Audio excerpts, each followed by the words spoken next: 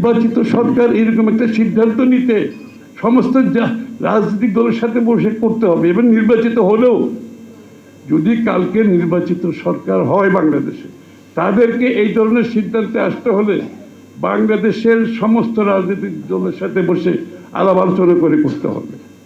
এগুলো সহজ ব্যাপার? একটার পর একটা সিদ্ধান্ত, এই যে বিনিয়োগের, এই যে একটা মানে মনে হচ্ছে একটা নির্বাচিত সরকার দেশ চালাচ্ছে, আচার আচরণে ভাবভঙ্গি কথাবার্তা এরকম মনে হচ্ছে, যেখানে বিনিয়োগের একটা স্বর্গরাজ্য হয়ে যাচ্ছে বাংলাদেশে। গত 9-10 মাসে বাংলাদেশে বিনিয়োগ ক্রমান্বয়ে কমছে, আর এখানে আমাদেরকে বিনিয়োগের কি বলে একটা সার্কাস দেখানো হচ্ছে। মানে কারো নাম বলতে চাই না আমি, কেউ তো বোকা না। যতদিন বাংলাদেশে নির্বাচিত সরকার না আসবে, কোনো বিনিয়োগ বাংলাদেশে কোনো বিনিয়োগকারী সেই রিস্ক এখানে নেবে না।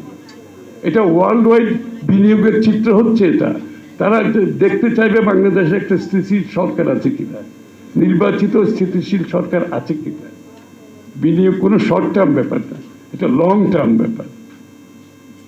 যতক্ষণ বাংলাদেশে নির্বাচিত সরকার আসবে না, স্থিতিশীল দেশ হবে না, তারপরে সেই সরকারের বিনিয়োগ, তারপর নীতিমালা কি হবে, চিন্তা ভাবনা দেখে বাংলাদেশে বিনিয়োগ আসবে।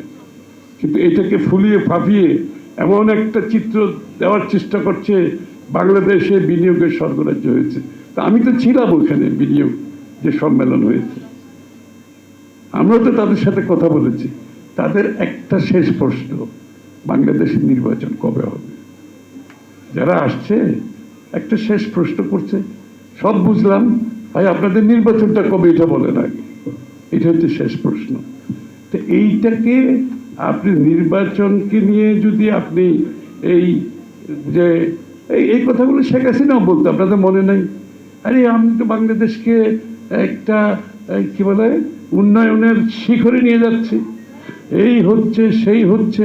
তো নির্বাচন এগুলো তো প্রয়োজন নাই আপাতত। মানবাধিকার অধিকার এগুলো তো ইম্পর্টেন্ট না, আমি তো অনেক ভালো ভালো কাজ করতেছি। তো এখন মনে হচ্ছে এরকম কিছু কিছু কথা আমরা শুনতে পাচ্ছি ইদানিং, যে আমি তো এখানে অনেক কিছু হচ্ছে। আমি তো বলছি কারো চেহারা দেখে কেউ এখানে বিনিয়োগ করবে না, বাংলাদেশের বিনিয়োগকারীরা করবে না, বিদেশিরাও করবে না। এই প্রশ্নটা পরিষ্কার হওয়া দরকার।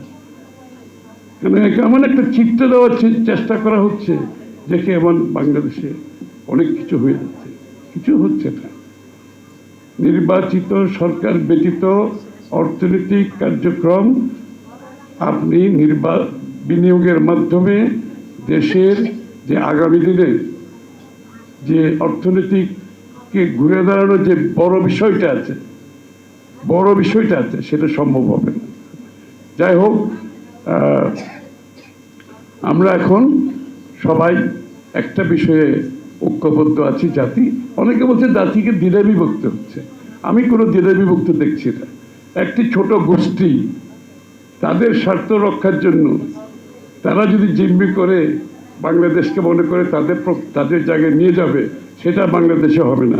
বাংলাদেশের মানুষ ঐক্যবদ্ধ আছে, গণতন্ত্রের জন্য ঐক্যবদ্ধ আছে, নির্বাচিত জনগণের মালিকানা ফিরিয়ে দেওয়ার জন্য ঐক্যবদ্ধ আছে, এবং বাংলাদেশের মানুষের গণতান্ত্রিক অর্ডার ফিরিয়ে আনার জন্য জাতি ঐক্যবদ্ধ।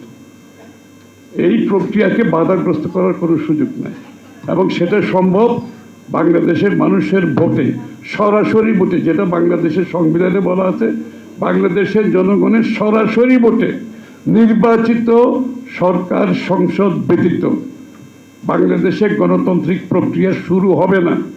বাংলাদেশের গণতন্ত্রের প্রক্রিয়া এখনো শুরু হয় নাই, আমরা অপেক্ষা করছি নির্বাচনের পরে শুরু হবে, এবং সেটাকে আমরা কিভাবে এগিয়ে নিয়ে যাব, সেখানে আমাদের বাংলাদেশকে নতুন বাংলাদেশ, একটা নতুন বাংলাদেশ সৃষ্টি যে আকাঙ্ক্ষা আমাদের জনগণের মধ্যে আছে, তরুণ প্রজন্মের মধ্যে আছে, সেটাকে আমরা কিভাবে এগিয়ে নিয়ে